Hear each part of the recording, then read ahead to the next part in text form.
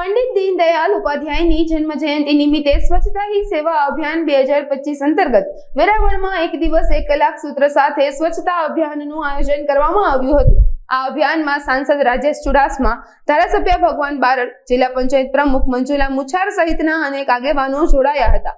Railway સ્ટેશનથી રામ ભરોસા સુધીના ગૌરવ પથ પર સાવરણા અને કોથળા લઈને નેતાઓએ જાતે સફાઈ કરી હતી અને ભીનો કચરો તથા સૂકો કચરો ભેગો કર્યો હતો, જેનો નગરપાલિકા દ્વારા વૈજ્ઞાનિક ઢબે નિકાલ કરવામાં આવશે। આ પ્રસંગે સાંસદ રાજેશ ચુડાસમાએ જણાવ્યું હતું કે સ્વચ્છતા એ કોઈ એક વ્યક્તિનું નહીં પરંતુ તમામ નાગરિકોનો સહિયારો પ્રયાસ છે। ધારાસભ્ય ભગવાન બારડે સ્વચ્છતાને પોતાની રોજિંદી ટેવ બનાવવાની અપીલ પણ કરી હતી। આજે વેરાવળ મુકામે જિલ્લા વહીવટી તંત્ર દ્વારા 17 સપ્ટેમ્બરથી 2 ઓક્ટોબર સુધી સેવા પખવાડિયા અંતર્ગત સ્વચ્છતા અભિયાન તેમજ એક પેડ માં કે નામ વૃક્ષારોપણનું આજે આયોજન કરવામાં આવ્યું।